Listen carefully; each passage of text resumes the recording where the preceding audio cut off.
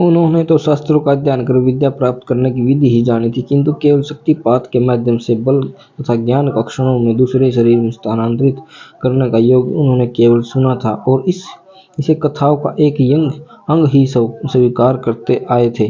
ध्यान पूरा हुआ। वत्स विश्वामित्र का स्वर गूंजा। दोनों ने आंखें खोली। आकाश में अर्धचंद्र मुस्कुरा रहा था। तारों के समूह प्रकाशित थे। संभवतः अर्धरात्रि का समय था। एक पल में अर्धरात्रि लक्ष्मण चौंका। समाधि की दशा में भीतर का एक पल बाहर के अनेक वर्षों के समानांतर भी हो सकता है। ध्यान की गहराई में समय डूब जाता है। विश्वामित्र ने स्नेहपूर्वक उन्हें देखा। अब तुम इसी भावदशा में निद्रा में प्रवेश करो। शेष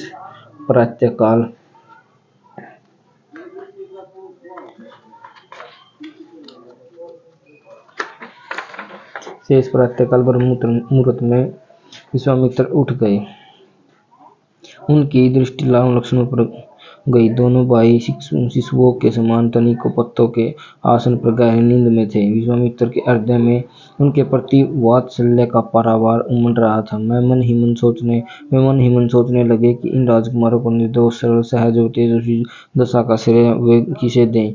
गुरु वशिष्ठ को, इनके माता पिता को, मित्रों को या स्वयं इन्हें उन्होंने बहुत सूक्ष्म दृष्टि से राम लक्ष्मण का अवलोकन किया। तनिक भी वे खोज नहीं पाए। लक्ष्मण जैसे पर्वतों से उतरने वाली नदी और राम जैसे अथाह गहराई और चौड़ाई लिए मंथर गति के प्रवाहमान धीर गंभीर महानंद व मुग्ध भाव से उन्हें देखते रहे।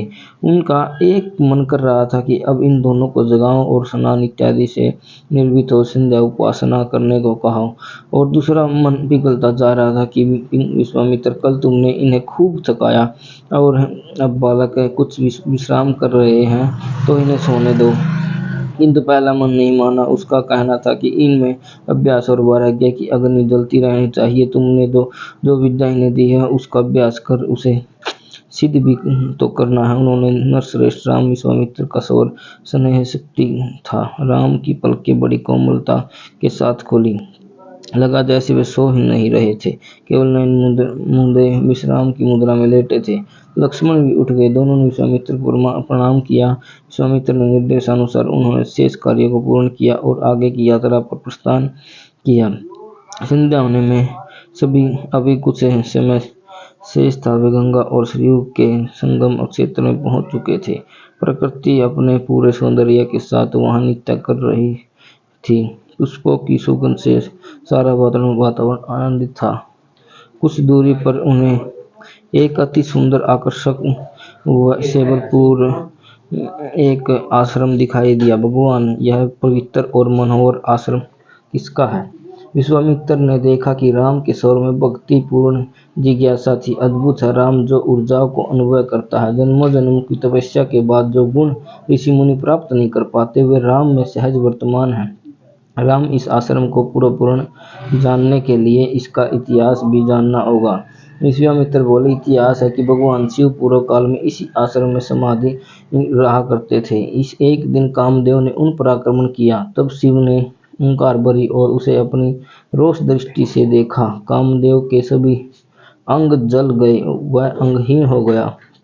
नंग उन्हें उस दिन से कहा।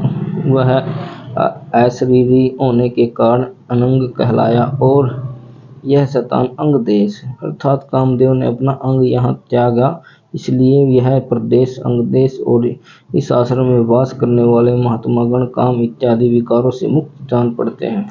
लक्ष्मण बोला, हाँ लक्ष्मण, ये आश्रमवासी परम पवित्र संचरित हैं।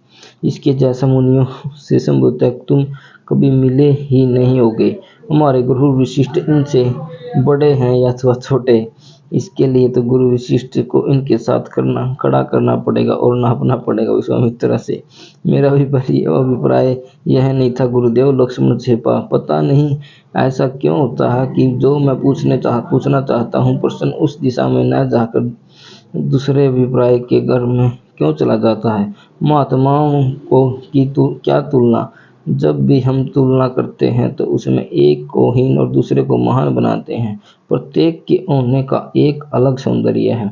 विशिष्ट अपने प्रकार के एक पुष्प और शेष महात्मा अपने प्रकार के दो विभिन्न प्रजातियों के फूलों में तुम किसी को श्रेष्ठ पुष्प घोषित कर सकते हो? दोनों को खिलना अपने आप में पूर्णता लक्षण है। तात तो क्या गुरुदेव चिंतन मनन विश्लेषण इत्यादि करना दोष है? लक्ष्मण ने पूछा। ये नहीं लक्ष्मण, विश्वामित्र बोले, यह तो एक सजगता का चिन्ह है, किंतु विश्लेषण के पीछे सुंदरता का भाव होना चाहिए, गिरना का नहीं। तुलनात्मक अध्ययन में भी स्वयं को तटस्थ रखना चाहिए। जीवन के कुछ मूल्य केवल आनंद के लिए होते हैं। धीरे धीरे तुम स्वयं जान जाओगे कि कौन सा तत्व तुलना के लिए और कौन सा तत्व उत्सव के लिए। गुरुदेव, आज रात्रि का उत्सव भी नदी के तट पर होगा। आज तो हम संगम नक्षत्र में हैं, अतः ये एक नहीं अनेक जलधाराओं में अपना संगीत सुनाएंगी। लक्ष्मण ने आकाश की ओर देखा। हे प्रभु, कभी हमें भी वह सुयोग देना कि हम भगवान शिव के आश्रम में वास करें, उसमें रह रही दिव्यात्माओं के सत्संग में लाभान्वित हो सके। विश्वामित्र ने मुस्कुराकर लक्ष्मण की ओर देखा। उनकी आंखों में प्रेम चमक रहा था। वे राम को से मुखरित हुए और शुभ दर्शन। राम, आज की रात हम इस पवित्र आश्रम में निवास करेंगे। आश्रम वासियों के जप तप इत्यादि गतिविधियों के सहभागी बनेंगे। शिव बड़े कृपालु हैं, तुरंत मनोकामना पूर्ण कर देते हैं। लक्ष्मण का चंचल स्वर नाच उठा। शिव बहुत बड़े कृपालु हैं, जय भोलेनाथ। राम देख रहे थे कि प्रत्येक आश्रमवासी उनके आगमन पर अति प्रसन्न है। उनके अंग प्रसंग से जैसे नाच फूट रहा हो। आश्रम के विस्तृत जनों के द्वारा विश्वामित्र की अभ्यर्थना को देखकर उन्हें समझ आ रहा था कि विश्वामित्र की कितनी महान मान्यता है। इतनी महान मान्यता का महापुरुष उनके साथ अपने कितने साधारण रूप में विचरण कर रहा है। महाराज दशरथ द्वारा दी गई यात्रा संबंधी सारी राजकीय व्यवस्था को अस्वीकार कर पादती यात्रा कर रहा है। कहीं भी अपने महामानव होने का अहंकार न होना। क्या ये विश्वामित्र जैसे पूरे विश्व के मित्र हैं?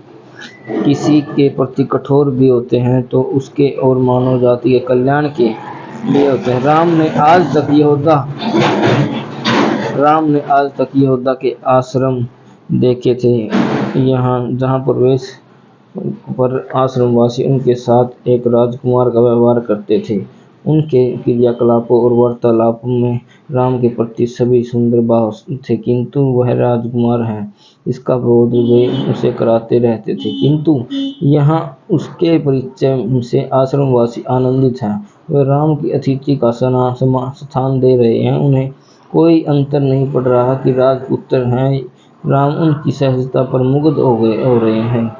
आश्रम में सर्वत्र प्रसन्नता छाई हुई थी।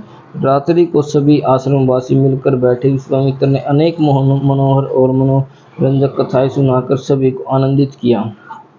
आपके पवित्र आश्रम को देखकर ऐसा लगता है कि इस स्वर्ग आश्रम क्षेत्र में राक्षसी आतंक नहीं है। लक्ष्मण बोला, ऐसी बात नहीं है। कुलपति सहसा गंभीर हो गए हैं। हम भक्ति के उत्सव में डूबे रहते हैं, अतः उनके कष्टों और अत्याचारों को भी परमात्मा की माया मानकर सह लेते हैं और फिर उनकी भक्ति में डूब जाते हैं। वैसे नदियाँ के इस पार होने के कारण राक्षस इधर यदा कदा ही आते हैं और आने पर ये कोई कमी नहीं रखते।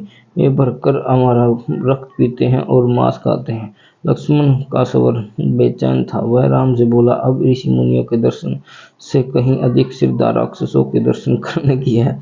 आपने समृद्ध सुना नहीं? अब आपका धनुष कब से राक्षसों के वध के अपने बाणों के वरमाला पहचानने की इच्छा प्रकट कर रहा है। आप साक्षात महाकाल बन उन्हें घरस लें। लक्ष्मण, ऐसे में आवेश में आने पर रक्तचाप बढ़ता है। शांत रहो, समय आने पर राक्षसों से भेंट भी करेंगे। राम की बात सुनकर सभी हंस दिए और लक्ष्मण अपनी वीर वाणी पर लज्जा गए।